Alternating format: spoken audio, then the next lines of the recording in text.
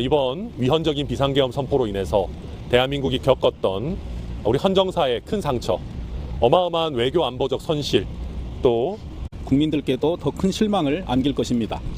특히 어제 보도된 계엄 선포 당일 최상목 경제부총리가 건네받은 국가 비상 입법기구 관련 예산을 편성할 것이라는 내용이 포함된 문건에 관하여 오늘 피청구인이 의견 얘기를 하시면서 그동안 검찰이나 수사기관의 수사 결과를 본인의 책임과 관련된 부분은 전면적으로 부정하는 얘기를 하셔서 저희로서는 그 부분이 좀 실망스럽다. 국회 모든 자금을 차단하라. 새로운 입법기구, 비상입법기구를 만드는 것을 예산을 준비해라. 이런 결정을 과연 누가 할 수 있을까요? 비상계엄 선포하는 시기에. 그거는 아마 삼척동자가 봐도 대통령밖에 할 수 없는 결정이고 그 쪽지를 누가 줬느냐가 중요한 것이 아니라 그 상황 속에서 지금까지 내란 사태를 저지른 것에 대해서 반성과 성찰 그리고 대국민 사과를 기대합니다.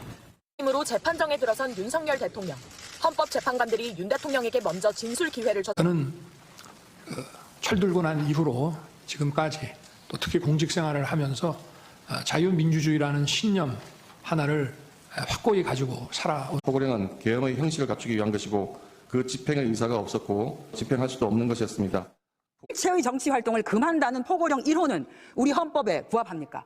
현 헌법에는 부합하지 않습니다. 지시받기로는 B1 벙커 안에 구금할 수 있는 시설이 있는지 확인하라고 지시를 했고, 윤 대통령은 비상입법기구를 설치하라는 쪽지를 줬다는 의혹을 부인하고 있지만 쪽지는 이미 문건으로 확인됐고 최상목 당시 경제부총리 등 관련자 증언은 차고도 넘칩니다. 주머니에 들어있어서 제가 그걸 찾아보고 가지고 있으라고 했고요. 계엄을 전제로 한 그 조치사항 같은 걸로 느낌을 받았습니다.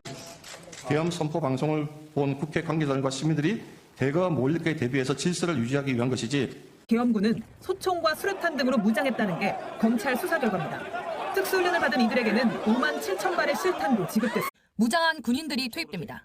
군들이 본청사에 진입을 했는데 직원들이 좀 저항을 하니까 스스로 이렇게 나오지 않습니까? 얼마든지 더 들어갈 수 있는. 선포하면 되는 거니까 계속 진행하라고 지시한 것도 검찰 수사 과정에서 드러난 바 있습니다. 대통령 의지. 다음 달 13일까지 설 연휴를 제외하고 매주 화목 2차례씩 재판이 잡혀 있는데 가능하면 앞으로 다 출석하겠다고 했습니다. 재판부에서 충분히 논의를 거쳤습니다. 변경하지 않겠습니다. 이상입니다.